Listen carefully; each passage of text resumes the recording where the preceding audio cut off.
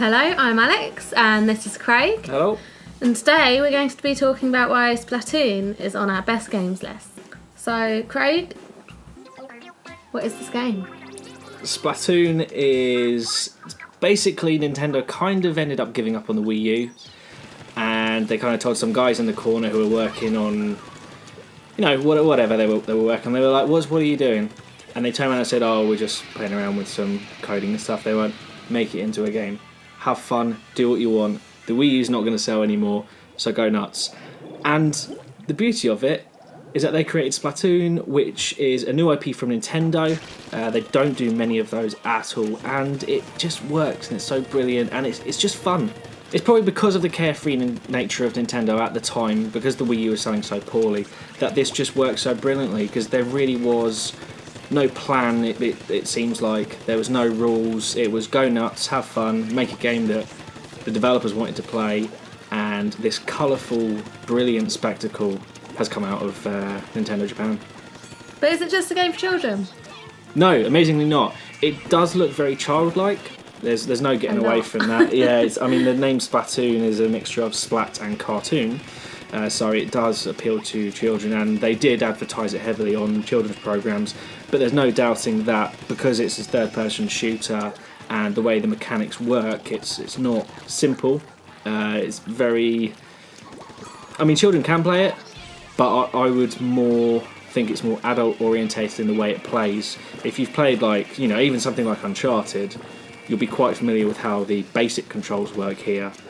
There's obviously the extra layer of gameplay on top with Splatoon. In multiplayer matches, the idea, and single player actually, the idea is to cover as much of the area as possible with your coloured paint, or coloured ink, should I say. That's going to be my next question, how does it all work? Yeah, because obviously the coloured ink. So you don't kill people. You can sort of kill them, but it's called splatted people. You get points yourself for that, but winning the actual multiplayer match, so this is a heavily multiplayer focused game, winning the match, you must cover the arena with more of your ink than the other team. Obviously, with most multiplayer games, there's a lot of customisation on your characters. How does this work with Splatoon? And also, we're not using bullets with this, so how does that work?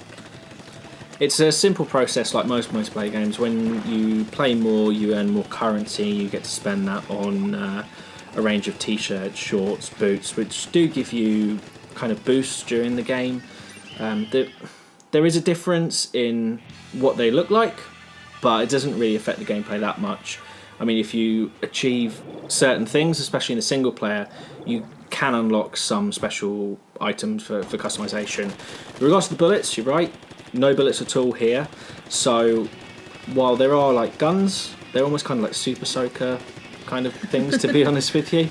More like water pistols. Then. Yeah, they're like water pistols, things like that, except with ink in them.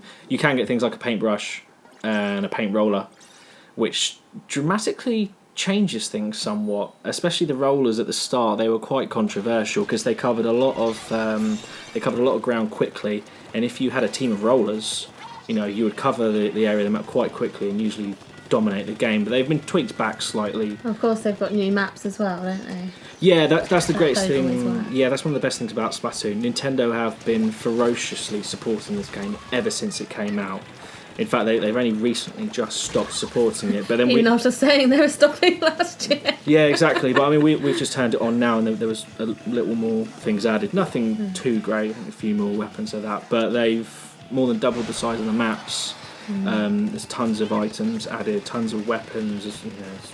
Not quite hundreds, but I feel like saying hundreds because that's how many there appears to be. But with that, it's made it more strategic with what weapons to choose. Yeah, definitely. And there is a fine balance, and the developers have kept tweaking it, and I don't feel like any weapon is stronger than the other. There's always sort of a counter to what you think is a strong weapon. So the game is expertly made, as most Nintendo games usually are.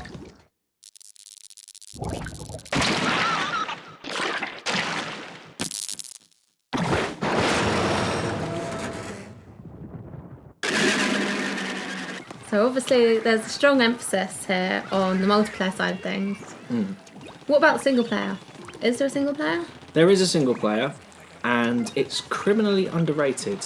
It was one of the most fun experience I had playing a single player campaign last year when it came out. I think it's 5 zones in total. With it, each zone has around 5, 6, 7 levels each, and almost every single level, not zone, level, like individual level, brings a new concept. So some will have invisible pathways, invisible walls, some will have enemies that you need to explode in order for it to kind of open up a different path. I'm not going to spoil too much, but a lot of the ways the levels are created and made are very innovative, and like much of Splatoon, not seen in most other games, to be honest with you. Obviously, we play as the Inklings. Who are we playing against on single player mode? The Octarians, who apparently have stolen the Zapfish. So, which sounds really confusing, but think of like a Super Mario 64 where you're going into each individual level to collect a star at the end of it.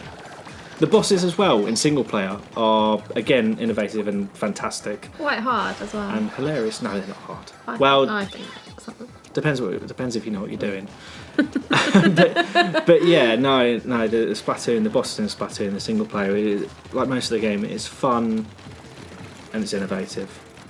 Bouncing off the back of that, something we actually haven't picked up on yet is the music itself in Splatoon. I feel like I'm overusing this word, but it is very unique to Splatoon. And the only thing I can even vaguely compare it to is Jet Set Radio back on the Dreamcast. Not that they're similar. They're not similar in tone, but they kind of are in a way. It's difficult to explain. It's very unique, and if you listen to a track of Splatoon, you can't help but smile. It's just every single song just hits that note, hits that smile, definitely. And then off you go, and you can enjoy the rest of your day.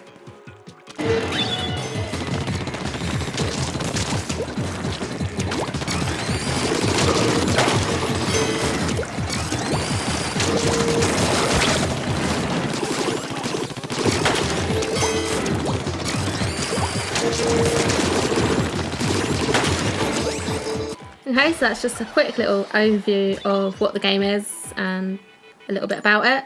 So thank you for that, Craig. Thank you. We'll see you soon. Yep, see you soon.